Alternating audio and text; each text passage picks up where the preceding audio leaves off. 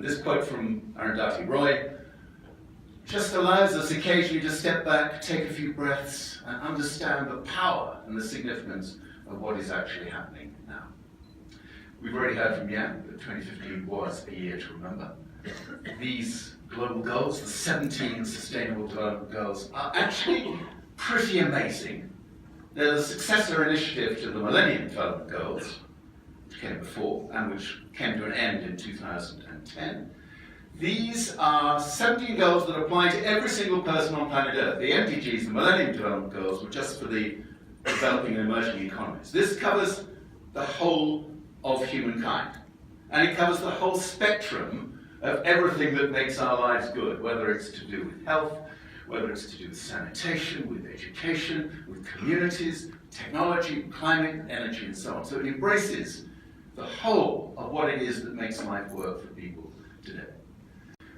I have to disagree a little with my colleague Jan Pronk, who told us today that the Paris Agreement was a betrayal.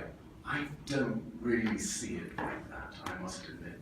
It didn't go anything like as far as we would have wanted it to do, but we got 177 nations committed to an ambitious set of carbon reduction targets over the course of the next couple of decades. The ratification process, which Jan mentioned was going to be so crucial, I think will happen far faster than you can imagine. This agreement was signed in New York just 3 weeks ago. Many countries acknowledged they were going to ratify immediately, including, and I want you to take account of this, including China. China wasn't waiting for the United States to say it's going to ratify. China was saying, we're going to ratify because this is critical to the well-being of everybody, not just in China, but across the world. A 1 point unfolding in our midst right now, this incredible creativity being brought to bear by designers and engineers in particular to improve the technologies on which we depend. And what you have here are the basic building blocks of what will make for a sustainable energy system. It's not just the individual technology, it's the system. Efficiency is critical. Without that, we can't do what we need to do. Then you've got renewables. Then you've got what most people would consider to be a really pedestrian and boring area of technology improvement, namely storage. Probably the future of humankind depends as much on this as on anything else. And then you've got more exciting stuff about grids, EVs, and so on.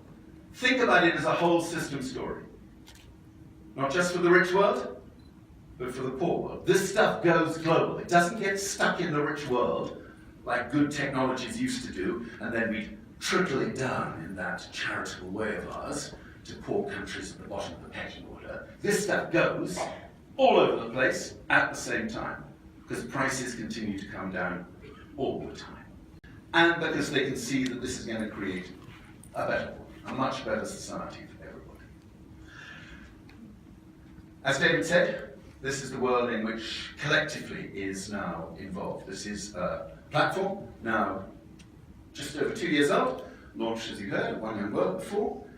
It's a platform essentially to engage and inspire millennials, to tell the stories of those people who are making this revolution come about. And as you will see, if you scan your eye along that band there, it involves a large number of very large companies, not all of which would necessarily be seen as saving planet Earth. But the point is this: most companies today know that the world is changing, and changing fast, and want to be seen to be helping people bring forward those innovations, those new ideas, so that we can get some of this success banked faster than would otherwise be the case. It isn't really markets that are the problem. Actually, it's poorly regulated, corrupt, and unaccountable markets that are the problem. And each of those three things, poor regulation, lack of accountability, and corruption, are actually more to do with governments not doing the job they should be doing to make markets deliver for all of us. So we celebrate the fact that companies want to help make this stuff happen. Well, I'm not sure that Angus really quite a young one world sort of story, I don't think. Yes. Is it anger okay? Thank you. Kate's given me permission to do a little bit of anger at the end. And you do need a little bit of anger, and you need a little bit of anger because of the very poor job that we have done around this whole set of issues. The fact that we've left so much of the heavy lifting for a sustainable world to you, because we didn't really do very much. So whatever else you do, you absolutely need to go on holding us to account until that day when we will have got it all sorted out together. Thank you.